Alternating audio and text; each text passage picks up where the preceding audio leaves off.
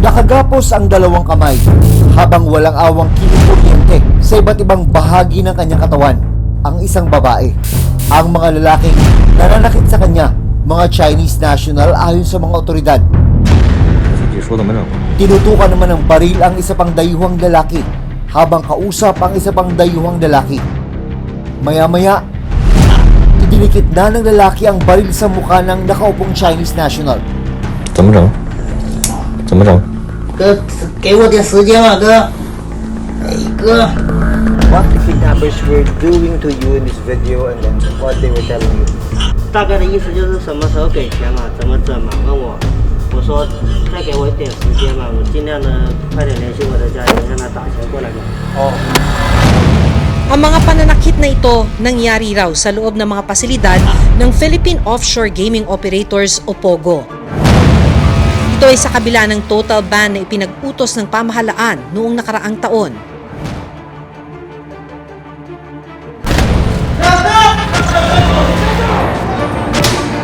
Sa isang special report, sisiyasati ng Reporter's Notebook kung paano nakalusot sa mata ng gobyerno ang iligal na kalakaran ng Philippine Offshore Gaming Operations o POGO.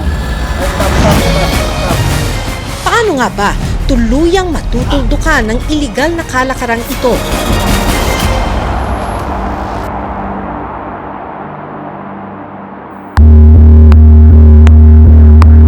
Nagsimula ang lahat sa isang tip na natanggap ng Presidential Anti-Organized Crime Commission o PAOC tungkol sa mga biktima ng umano'y torture at illegal detention sa isang POGO hub sa Bamban, Tarlac.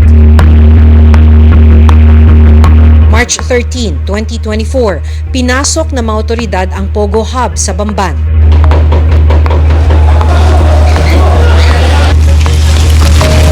Sa himpapawid, kapansin-pansin ang lawak at laki ng compound.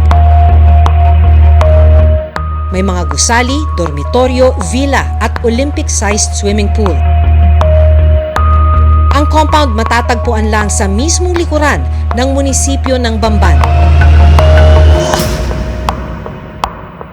Pero sa likod ng tagong gusaling ito, nangyayari pala ang iba't ibang krimen gaya ng love scam kung saan paiibigin ng mga empleyado ang kanilang biktima. At kapag nahulog na sa patibong ang biktima, dito na sila uutangan o di kaya'y pipilitin mag-invest ng pera ang biktima. Meron din daw ditong tinatawag na investment scam kung saan aalukin ang mga biktima na mag-invest sa cryptocurrency. Pati na rin human trafficking at pangto-torture sa mga biktima.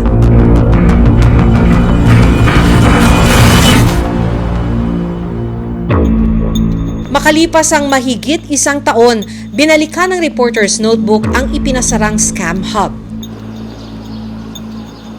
Nandito tayo ngayon sa Baofu Compound dito sa Bamban, Tarlac. Ang sinasabi noon ng korporasyon ay isa itong POGO hub pero napag-alaman ng mga law enforcement agencies na isa itong scam hub. Napakalaki ng compound na ito, 10 hektarya na may 37 buildings. 12 dito ay mga villa tulad ng nandito sa aking likuran. Makikita nyo rin na may mga naiwan pang mga sasakyan dito na ginagamit noon ng mga POGO workers. Abandonado at nakakandado na ang mga gusali.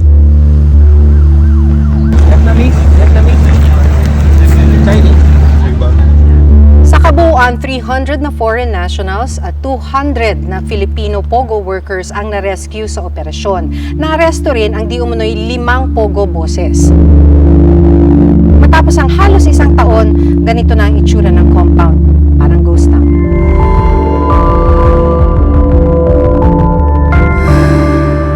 Mapapansin mo talaga na yung setup nitong compound na ito ay para siyang community. Yung nadaanan natin sa harap ng mga gusali na to ay basketball court. Tapos talagang may sarili na siyang mga restaurants dito sa baba ng building na ito kung saan ay sinasabi nilang dormitoryo dapat o tirahan ng mga POGO workers. Meron pa rito na, well, hindi na natapos pero dapat daw ay mga restaurants din. Pero ngayon, syempre, abandonado na ito. Ang nagbabantay na ng buong compound ay Tarlac PNP. Sa pahintulot ng PAOC at Tarlac PNP, pinasok namin ang isa sa mga gusali. So ano to, sir? 24/7 nandito kayo? Yes, ma'am. Mga kasama namin. MMFC. Sila yung nagbabantay dito sa buong. Kailangang bantayan. Ito dati, sir, ano ba to dati? Working na? I mean, restaurant na siya dati. Yes, ma'am. Operate. Nag-ooperate. Nag-ooperate na. Bakit ganito na itsura, sir? Sa tagal na rin ng panahon na nakakandado, Pabayaan naman. napabayaan na rin.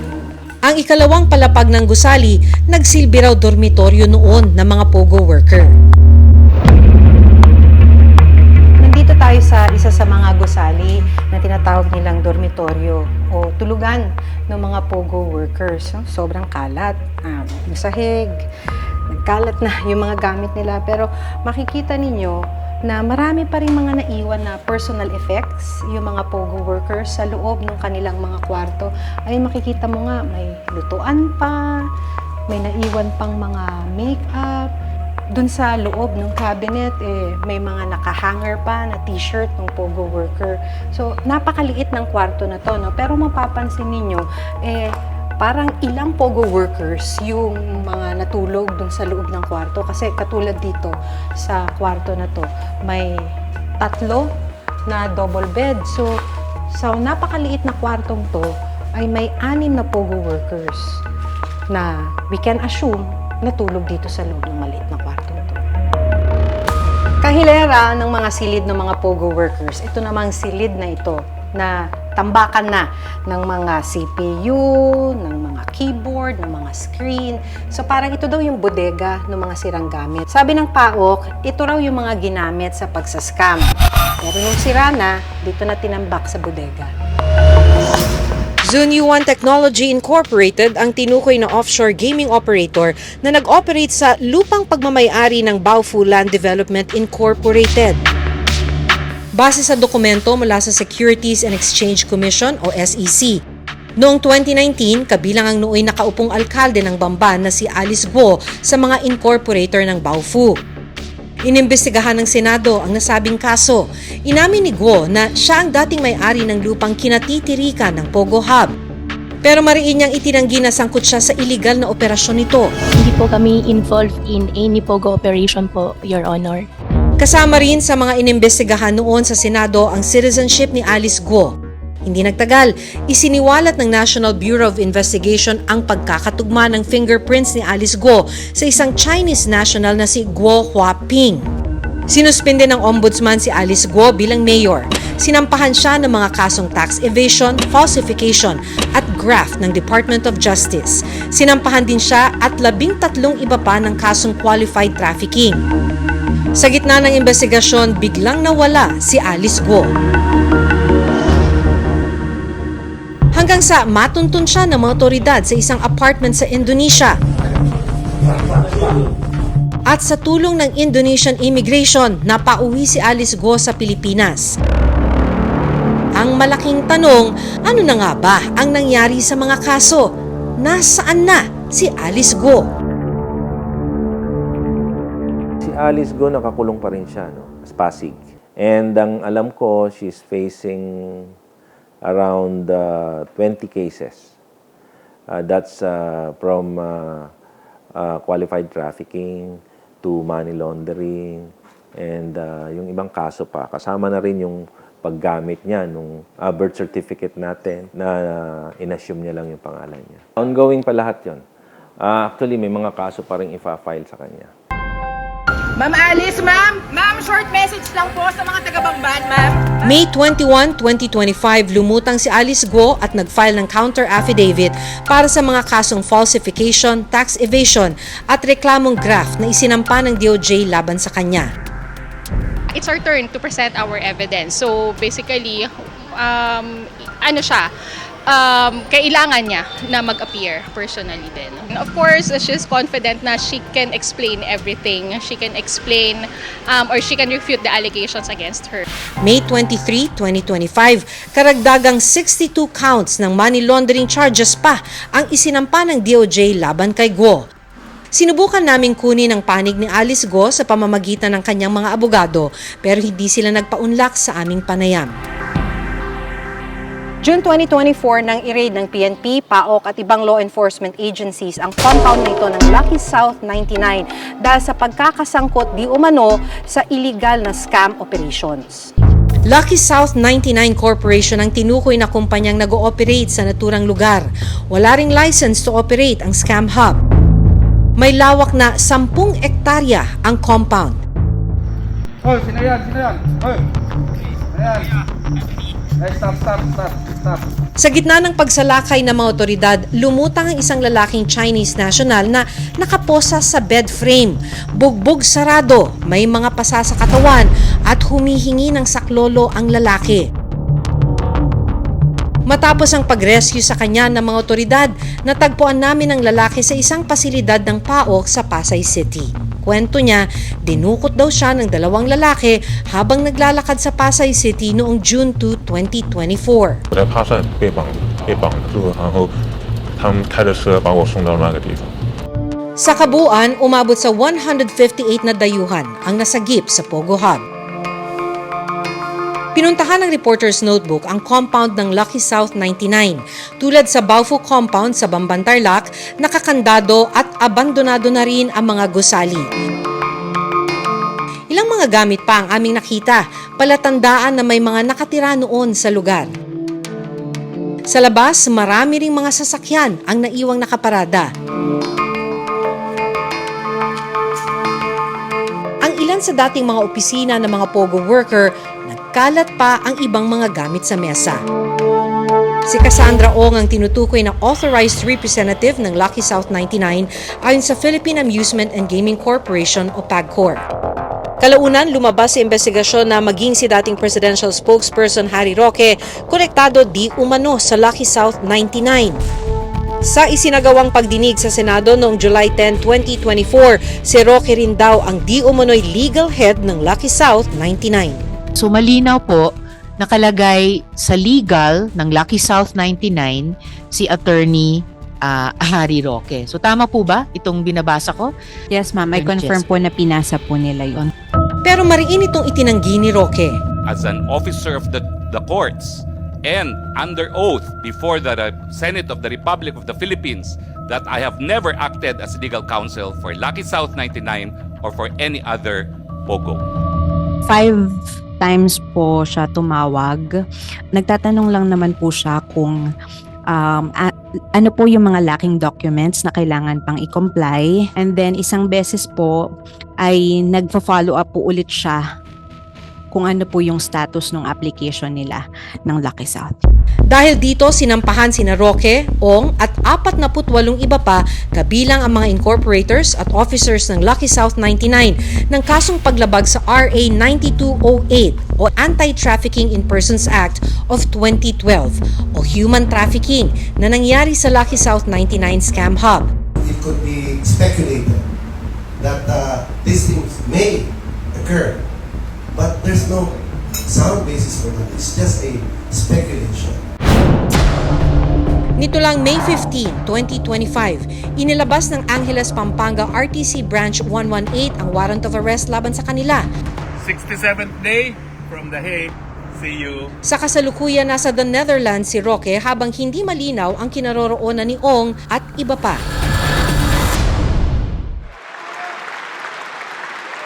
Effective today, all POGOs are banned. Ilang buwan mula nang ipatupad ang Pogo ban noong December 31, 2024. Ilang illegal na operasyon pa ng Pogo ang nadiskubre at sinalakay ng mga otoridad.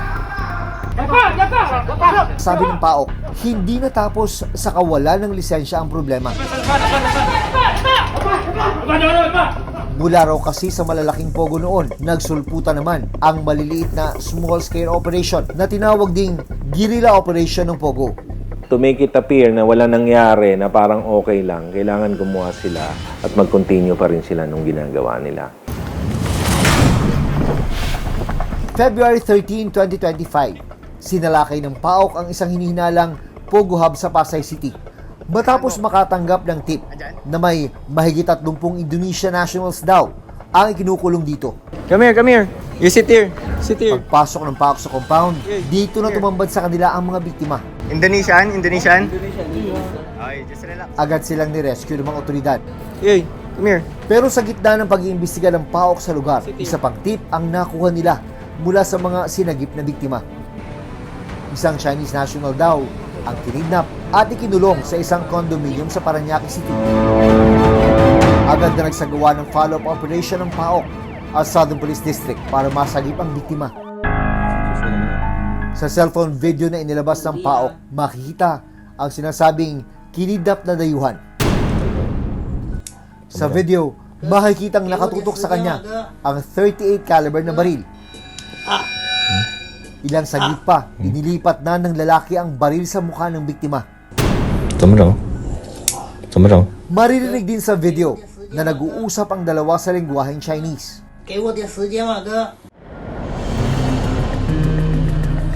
Sa holding facility ng PAOK sa Pasay, natunto namin ang biktima. Siya si Mr. Wang, 26 na taong gulang, isang Chinese national. Nakiusap siyang itago ang kanyang pagkakakilanlan. Sabi ni Mr. Wang, isang kakilala ang nag-alok sa kanya ng trabaho sa Metro Manila. Pero nang makarating sa Parañaque, doon na raw siya nagawang kidnapin ng mga kapwa niya Chinese. What the kidnappers were doing to you in this video and then what they were telling you? 就是他问你这个视频上绑匪是跟你在说什么，然后你说什么就跟他解释一下。 Ang video ng panunutok ng baril, ginamit daw ng mga suspect para ipanakot sa pamilya ni Mr. Wang. 就录我视频跟我家里拿钱嘛，然后还不停的威胁我说什么时候再不给钱就把我杀了，然后视频还在手机里面，可以继续威胁我的家里面人要。 May I know how much was the ransom demand? 就是50万人民币，大约400万披索。 So why did they pick you as a target? 我不知道啊。 What was running through your mind in this very particular moment? 是在想些什么东西 But you were very scared in this very moment. 对。 ？Very scared. Nahuli rin ng mga otoridad ang tatlong Chinese na kumidnap sa biktima. Pero paano nga ba nagsimula ang operasyon ng Pogo? Panahon ng administrasyon ni dating Pangulong Rodrigo Duterte nang gawing legal ang operasyon ng mga offshore gaming sa bansa. Ngayon ng Pogo, I will assure under my oath of office as President of this Republic, as elected by you, yung Pogo na yan, insofar kami dito, malinis yan. Laro yan para lang sa kabila. Madaling nakapasok doon ang mga dayuhang naging mga empleyado ng Pogo. Follow me. Minsan nagang inimbestigahan ng Pastilla Scam, sangkot ang ilang tauhan ng Bureau of Immigration na naging susi raw sa illegal na pagpasok ng mga Chinese national. Dito kasi nakita nila na kaya nilang palusutan yung sistema natin. Nakita nila na magbayad ka lang, magkakaroon ka ng mga ganito. Ba't hindi naman lahat? Sabi ng PAOK, naging madali rin ang pagpapatayo noon ng mga infrastruktura at pagkuha ng mga permit para sa mga Pogo dahil sa pakikipagsabwata ng ibang local government unit o LGU officials sa Pogo. Na-consolidate nila yung mga lote na yan, agricultural lot. Na-convert nila from agriculture to business and then napalagyan nila ng isang title and then nakapagtayo sila ng isang realty corporation in just less than a month. Ano yan connection kasi yan Vietnamese. Sa nakalipas na 5 buwan, mahigit 1,000 illegal Pogo workers na ang nahuli ng mga otoridad. Ilang illegal na Pogo ang nag-operate sa mga hotel, resort, bahay at mga condominium. Alam nilang illegal na sila So ngayon talagang guerrilla operation, small scale operation, may taguan. Sabi ng PAOK, tulad sa malalaking Pogo operation na naging scam hubs noon, walang nagbago sa mga modus ng maliliit na illegal na Pogo. And nagre-resort na rin sila sa other crimes. Ay, nakaposes yan? Kidnapping, nagre-resort sila dyan sa mga other scamming operations. Yung ibang online lending apps, pumapasok na rin sila sa mga ganyan. Susunod, Ang tanong, sa kabila ng utos ng pamahalaan, paanong nakalulusot pa rin ang iligal na operasyon ng Pogo?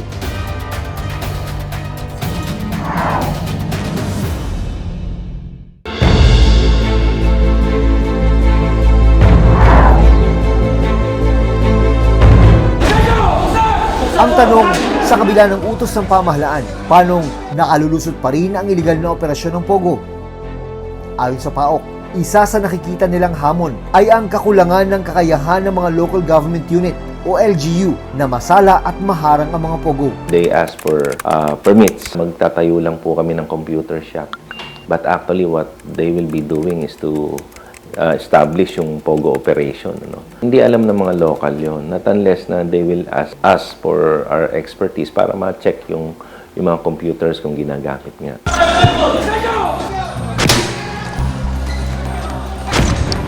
At ang mas malalim at seryosong problema, Malaking bagay sa corruption. Masisira yung operation dahil ititimbre halimbawa, di ba? Tatawag nila tapos pagdating mo wala ka nang dadatnan.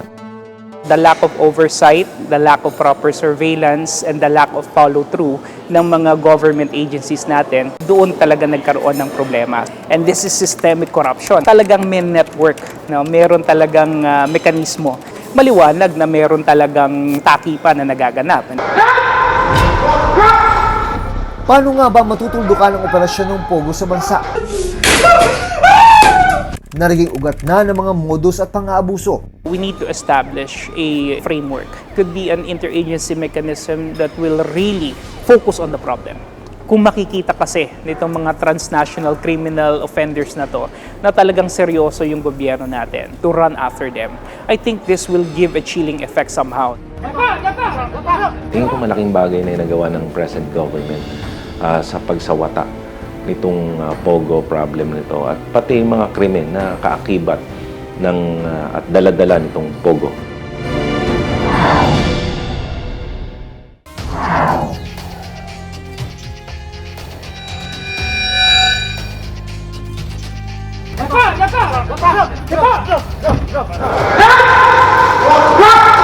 Malinaw na iba't ibang modus at krimen na ang umusbong mula ng gawing legal ang Pogo sa bansa.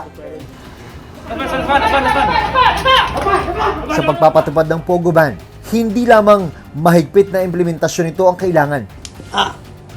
Mahalaga ring tugunan ang katiwalian at sabwatan sa pamahalaan. Ako si June Veneracion. Ako si Maki Pulido at ito ang Reporter's Notebook.